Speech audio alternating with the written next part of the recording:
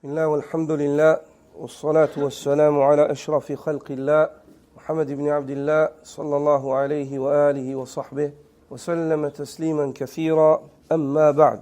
L'imam Ibn Hajar al-Asqalani rahimahullah recense les divers sens que les savants ont évoqués du hadith Qudsi.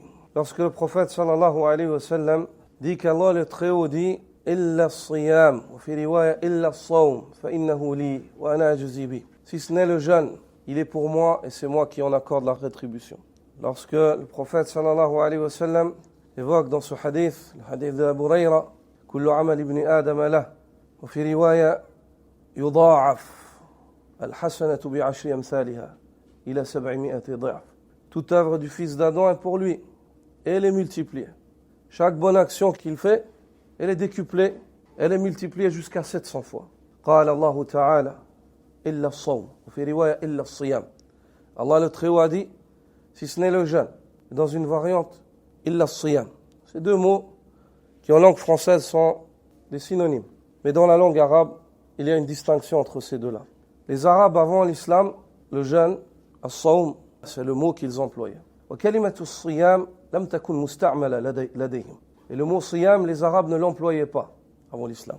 وكلمة الصوم يعني الإمساك عن الشيء الإمساك عن الشيء. فلذلك جاء في قوله تعالى في سورة مريم قولي إني نذرت للرحمن صوما.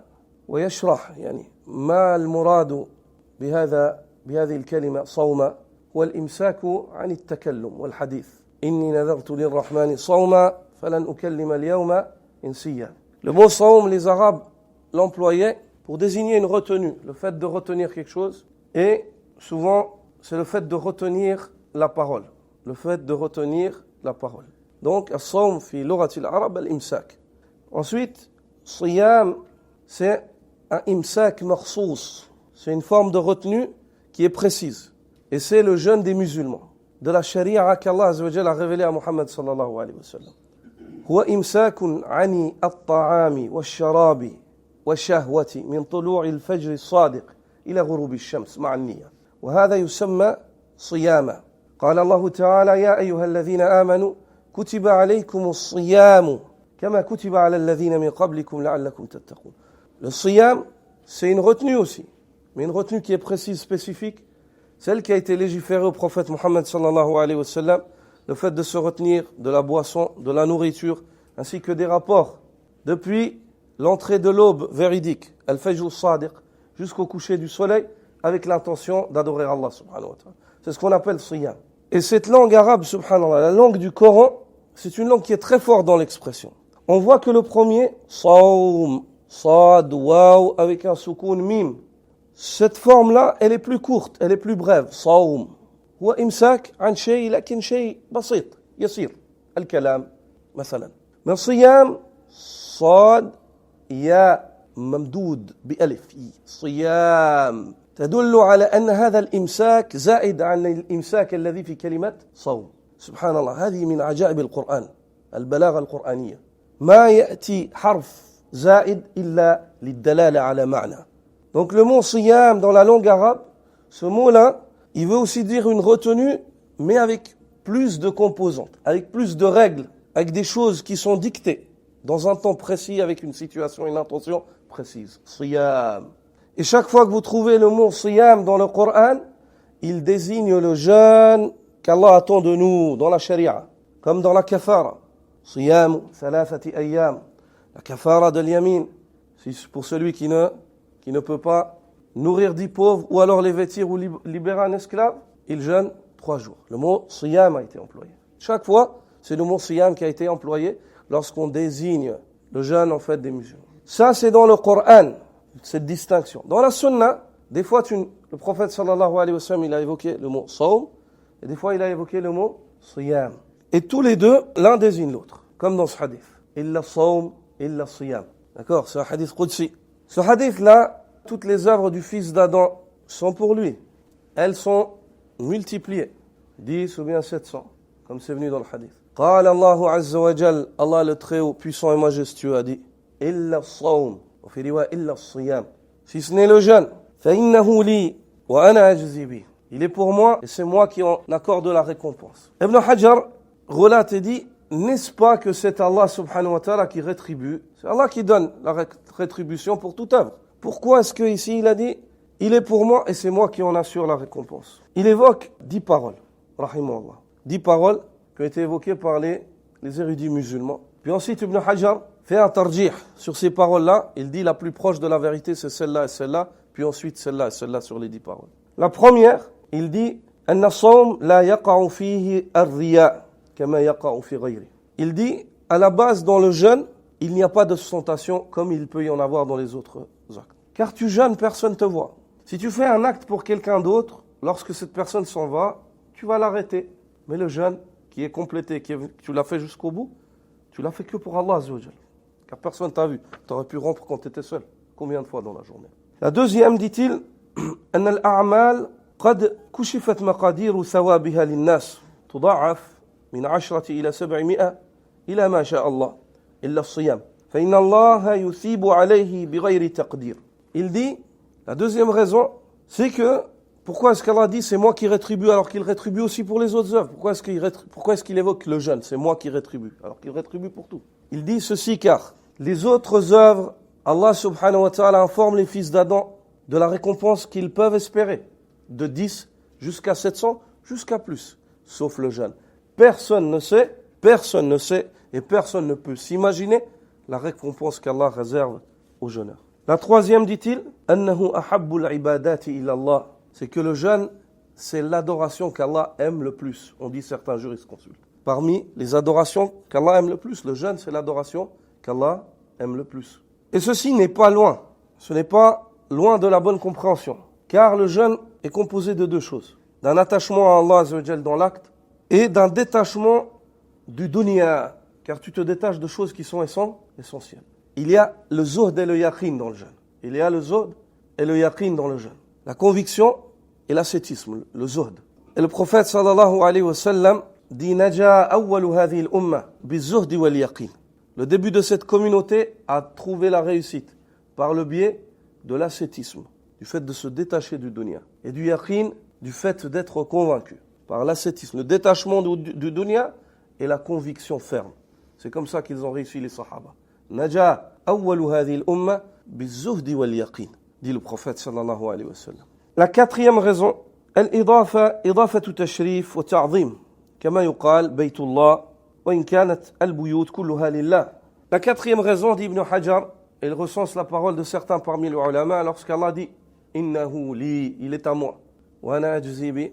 Lorsqu'Allah s'approprie le jeûne, c'est une appropriation dans laquelle il y a le fait de mettre en évidence la noblesse de l'acte et pas le fait de s'en l'approprier et de mettre de côté les autres.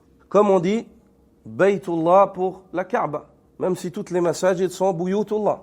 Lorsque tu dis Fi Baytillah à l'absolu, on sait qu'on parle de quoi? Makkah, Al-Kaaba, le Masjid al-Haram. La cinquième, dit-il, أن الاستغناء عن الطعام وغيره من الشهوات من صفات الرب جل جلاله فلما تقرب الصائم إليه بما يوافق صفاته أضافه إليه. قال القرطبي رحمه الله معناه أن أعمال العباد مناسبة لأحوالهم إلا الصيام فإنه مناسب لصفة من صفات الحق جل جلاله كأنه يقول إن صائم يتقرب إلي بأمر هو متعلق بصفة من صفاتي. La cinquième raison, pourquoi est-ce qu'Allah dit إلا الصوم فإنه لي, le jeûne est pour moi. Et si Ibn Hajar évoque, il dit, car dans le jeûne il y a le fait de se montrer distant d'un besoin qui est humain, de la nourriture et de la boisson, et des désirs. Ça c'est humain. Allah Azza wa Jal n'a ni besoin de manger, ni de boire, ni de compagne. Jalla Jalalu. Il est distant de cela. Il dit, vu que l'homme se distance de ces choses-là, par le biais de son jeûne, il se rapproche du caractéristique du Seigneur, Tabaraka wa Ta'ala, d'une perfection. Il se montre distant de cela. Et vu que le jeûneur s'est rapproché d'Allah Azza wa Jal en se montrant distant d'un besoin qui est humain, c'est pour cela qu'Allah Azza wa Jal, illa sawm fa innahu li, il est pour moi. Car ça ressemble aux caractéristiques divines, qui est le fait de ne pas avoir besoin de nourriture et de boisson. Une fois de plus, ça c'est l'imam Ibn Hajar qui relate. Ça ne veut pas dire que c'est juste cet avis-là. L'imam al-Qurtubi, rahimahullah, lorsqu'il traite de cet avis-là, il dit, le sens de cela, c'est le fait de dire que les œuvres des serviteurs, à la base, les œuvres auxquelles ils s'adonnent, elles sont correspondantes à leur situation, à leurs besoins.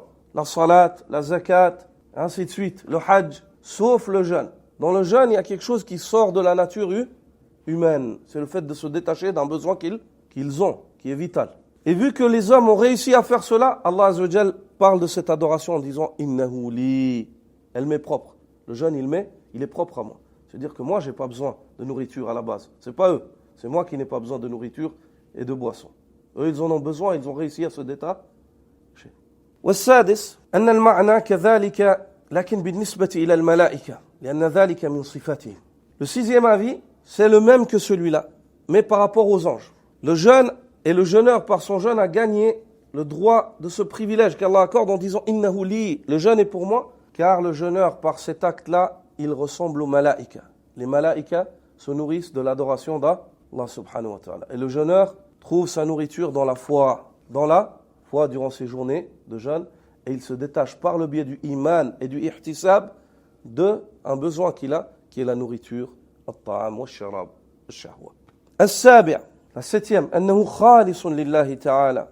C'est que le jeûne, il est que pour Allah subhanahu wa ta'ala. Wa laysa lil 'abdi fihi hadhun bi khilafi ghayrihi, fa inna lahu fihi hadhan li thana'i an-nasi 'alayhi bi 'ibadatihi.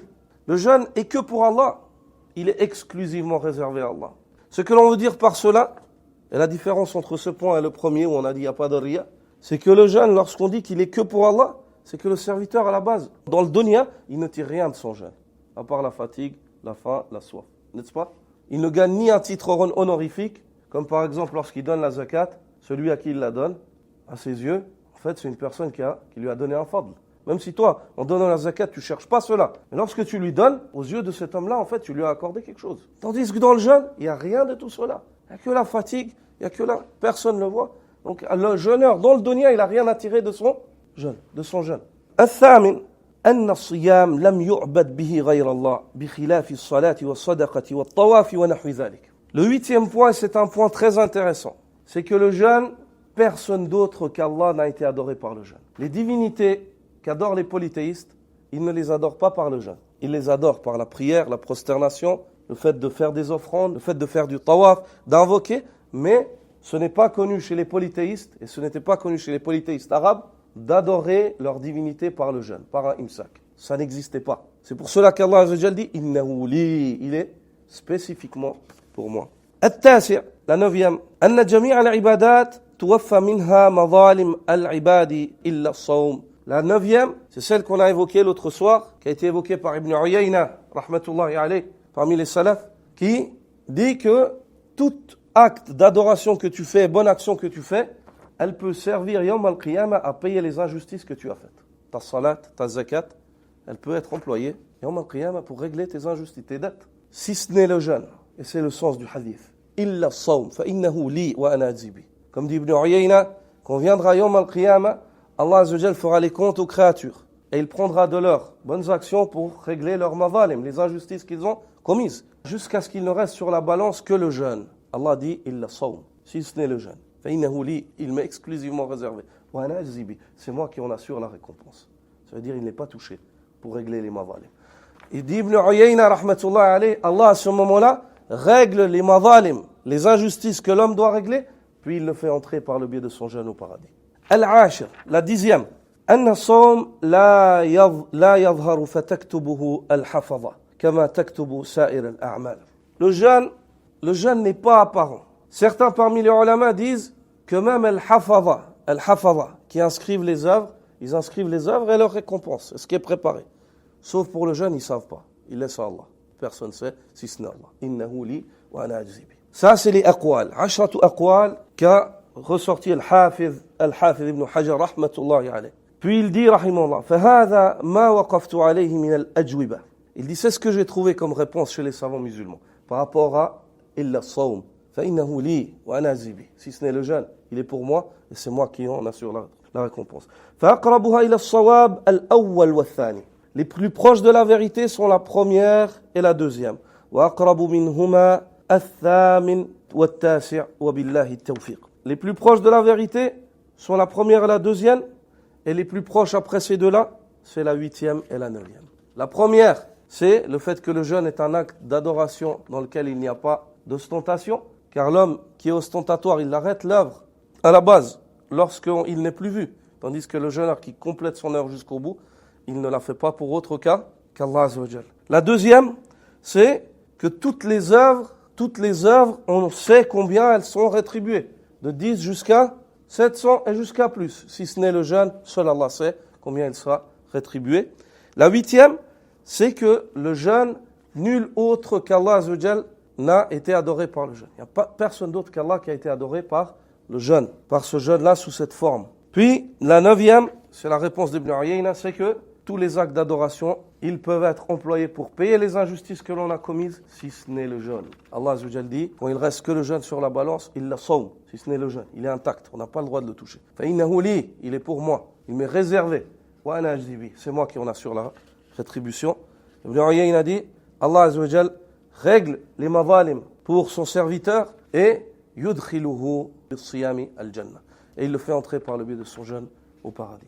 Subhanaka wa bihamdik, ashhadu an la ilaha illa ant, astaghfiruka wa atubu ilayk. Jazakumullah khairan.